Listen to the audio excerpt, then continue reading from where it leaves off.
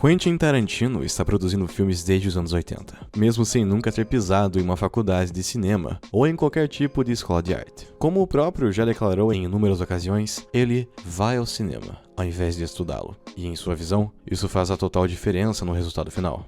Pode parecer impossível que um completo amador tenha se tornado um dos diretores mais influentes das últimas décadas, mas após 9 filmes dirigidos e 11 produzidos, não há dúvidas que Tarantino figura como o diretor mais cultuado de nosso tempo. Um destino poético para quem, até meados dos anos 80, não passava de um funcionário de uma locadora nos Estados Unidos.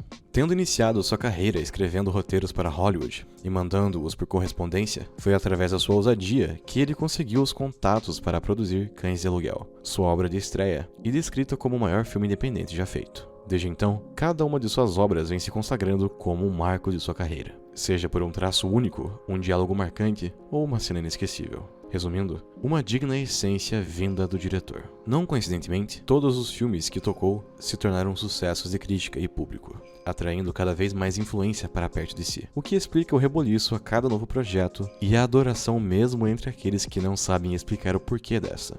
Uma obra com a assinatura do diretor pode ser distinguida de muitas formas. Violência gratuita, sagacidade, humor ácido, diálogos surreais, enredos não lineares, palavrões inesperados, referências à cultura pop e ao próprio cinema são todos elementos corriqueiros em seu panteão e marcas registradas de seus melhores momentos. De certa forma, é quase um erro tentar encontrar consistência em um diretor tão inconstante, encontrar sentido, que pode ser descrito como quase um antônimo de tarantiniano, e todas as complicações desse conceito. Entretanto, o que realmente destaca o trabalho de Tarantino não são suas referências, que aos poucos vão se tornando regra em qualquer obra blockbuster, mas sim o que ele faz para além da direção. A icônica fonte amarela que anuncia como diretor pode ter sido responsável por grande parte do seu reconhecimento, mas também ofuscou um dos seus maiores talentos, a sua escrita, sua roteirização inteligente, original e que em muitos momentos chega a beirar o genial. É inegável o seu talento como diretor. Ele está todo ali, acessível para qualquer cinéfilo ou apreciador moderado do cinema, mas sua escrita está em outro patamar, muito além do que costuma receber crédito, mesmo por críticos conceituados da indústria. Seus roteiros fora do comum já eram perceptíveis desde a sua obra de estreia, Cães de Aluguel, mas é no título seguinte, Pulp Fiction, que atinge o seu ápice, sendo considerada a melhor obra do diretor em termos de diálogo. A inspiração para os longos monólogos e conversas entre Samuel Jackson e John Travolta parecem vir de outra realidade. Palavras sendo constantemente derramadas nas páginas de roteiro e ecoando para todo o cinema como algo completamente inédito, completamente impensado até então. Contudo, mesmo sendo tudo uma grande novidade, uma grande demonstração de ousadia, tudo ainda soa natural, fácil de ser absorvido, prazeroso mesmo para quem não é cinéfilo e nunca leu uma página de roteiro na vida. Seus personagens falam sobre coisas reais e mundanas, mesmo diante do absurdo, trazendo à tona assuntos que parecem ser irrelevantes, desencaixados, mas que sempre se mostram importantes em algum momento posterior, trazendo ainda mais profundidade e densidade para a história que constrói, fazendo com que tais personagens se tornem mais humanos na mesma medida em que se tornam mais cruéis e violentos. Ainda em Pulp Fiction, presenciamos a melhor conversa entre hambúrgueres da história do cinema, com Jackson e Travolta depositando todo o seu talento em uma tomada que parece ser irrelevante, mas tudo enquanto estão a caminho de matar alguns jovens que roubaram seu chefe. A princípio, o diálogo parece fora de foco, desencaixado, inconstante. Mas é no instante seguinte, quando chegam ao apartamento, diante da violência iminente, que o assunto volta à tona, resultando em uma tensão hilariante, tornando-os caricatos, mas ao mesmo tempo humanos, cuidadosamente construídos de uma forma absurda, mas que no microverso da trama faz todo o sentido. Isso também se traduz em monólogos grandes demais para momentos que não denotavam grandeza. O recital de Jackson sobre uma passagem bíblica fictícia que se encerra em uma ameaça de morte é o tipo de frase que faz com que a audiência queira deixar o cinema procurando um contexto para citá-la, procurando um momento para repeti-la em voz alta e sentir a mesma tensão e poder que o personagem sentia em tela.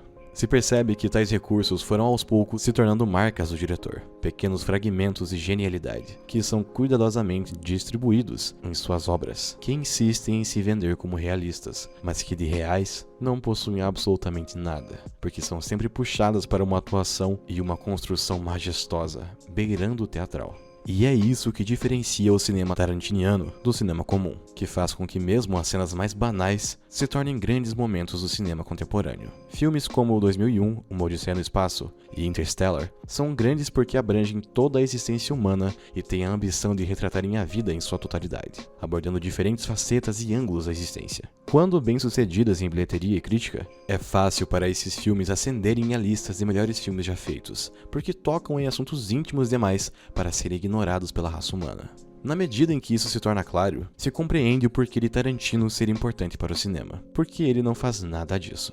As obras de Tarantino não tratam de existencialismo, não tratam do significado da vida ou de política. Elas tratam de seus temas banais em seus pequenos universos, mas mesmo se propondo a tão pouco, fazem isso com absoluto zelo e cuidado. Quando se propôs a apresentar a violência, Tarantino nos apresentou Kill Bill. Quando se propôs ao drama, Os Oito Odiados. E mesmo quando quis flertar com a comédia, o resultado não foi menos do que Era Uma Vez em Hollywood. Todas elas, ao seu próprio modo, desafiam nosso entendimento de cinema. São inflexíveis em seu estilo, mas ainda assim capazes de alcançar os grandes resultados que poucas obras foram capazes. Os 20 minutos iniciais de Bastardos Inglórios, por exemplo, constrói com pouco uma das cenas mais tensas de toda a história do cinema, extraindo o que há de melhor em Christopher Waltz no papel de Hans Landa. Uma simples conversa sobre leite e agricultura acaba se ramificando em um dos tópicos mais delicados da história da humanidade: nazistas caçando judeus. Tarantino constrói uma tensão tão forte e afiada que poderia cortar quem se aproximasse, simplesmente porque sabe o que está fazendo e não se importa de mostrar isso ao mundo da forma mais original possível. Essa originalidade, que é outra constante em suas obras, pode também ser traduzida na leve desconexão que todas possuem com a realidade tangente. Elas estão muito próximas das leis da física, mas resolvem ignorá-las em momentos que acham importante. Isso se traduz na prosa magnífica e vulgar que rege suas histórias, na leve inclinação que seus personagens e universos parecem ter à violência explícita e para o exagero. Estão todos atuando dentro de suas próprias obras, não o suficiente para considerarmos uma espécie de metacinema, mas também não imperceptível o bastante para o acreditarmos como um diretor realista.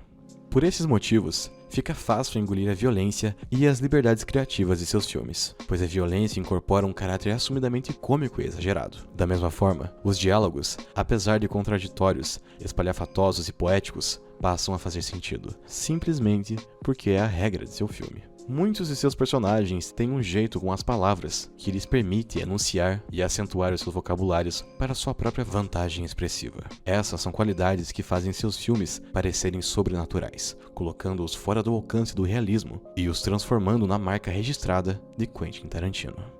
E por fim, e fazendo síntese com todos os demais pontos citados, é inegável a criatividade do diretor em escrever personagens reais, que transitam desde os mais estereotipados até os mais impensáveis e absurdos, sendo a dificuldade da transição praticamente inexistente. Veja A Noiva de Kill Bill, que se coloca como a protagonista de um mangá clichê, mas em live action nos anos 80 e 90. Em contrapartida, perceba Hans Landa, um personagem cuidadosamente pensado para ser complexo e genial, mas que seria absolutamente caricato, cômico e deslocado em qualquer outra obra do cinema. A maneira como ele se comporta, sua risada, seu charme, tudo funciona efetivamente para criar um monstro que ele é.